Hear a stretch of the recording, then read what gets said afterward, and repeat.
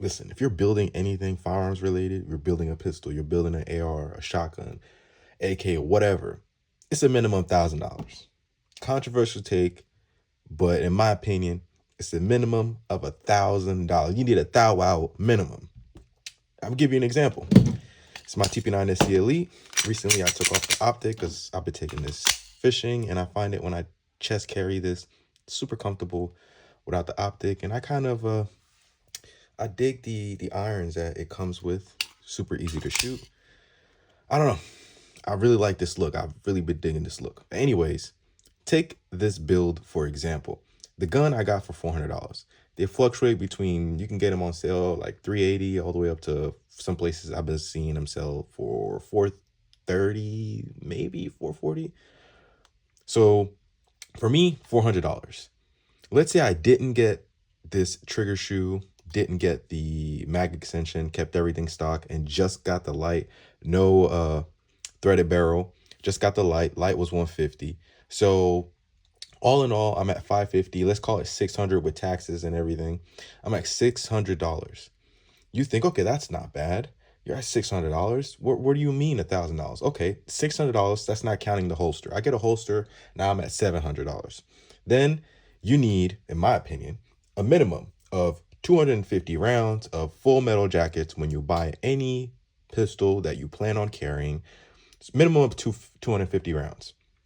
A full metal jacket. On top of that, you need, in my opinion, another minimum of 250 rounds of whatever ammo you're planning to carry. So HST, HSTs, critical duty, critical defense, whatever type of ammo plus P, whatever combo you're doing, you need to put at least 250 rounds through the carry gun that you plan on carrying, in my opinion. So after that said and done, you're probably hovering around $800-900. That's not counting anything else that you may do. Anything else. And human beings, when we figure out what we like, we make changes. So that $800-900 turns into $1,000 fairly quickly. I added the third barrel here because I wanted to be able to put a can on here, which, by the way, this can has been in jail, purgatory, whatever you want to call it, since last year. Let me rant about that for a second. So how is it that I can order a RC2 and get it back in 3 days now, but the can I ordered last year, I still don't have it. It's still somewhere out there in NFA jail, whatever the fuck. Who's in charge? Who's running this operation? Like, I really want, I don't understand it. But anyways, I wanted to put a can on here because I kind of wanted to replace my bedside gun. Right now it's a FN 509 tactical with a can. I wanted this to be the new bedside gun and put the FN back in the safe. So I got a 30 barrel. That was $100. $1,000 right there. That's without the optic. I usually have an EPS carry on there. That's $400. Costs just as much as the goddamn gun. I could save some money and get a 47K. That's half the price, about $230. Still $230. I could get a side. Somebody, get a budget optic, a Siley, or $235. The good one's $235. The Siley, Cap Pro, whatever, $235.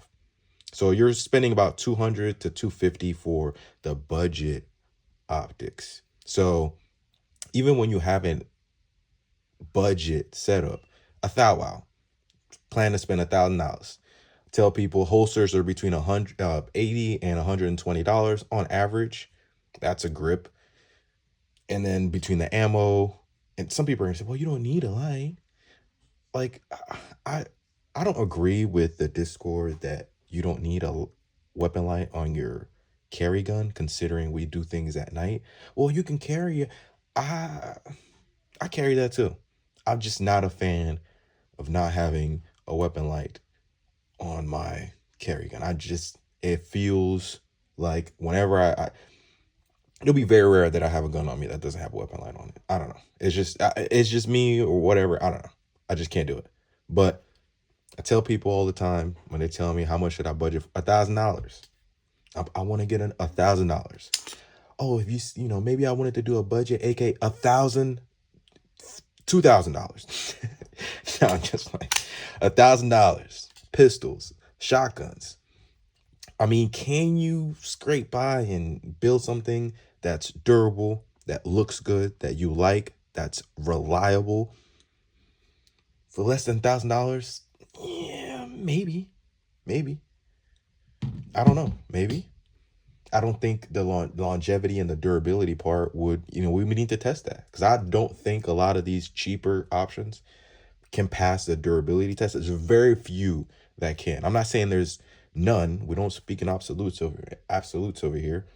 I'm just saying it's not very common. One of the reasons you don't see a lot of PSA stuff on my channel is because, not because I don't like PSA. I don't, not that I don't like PSA as a company. I just don't like their finish.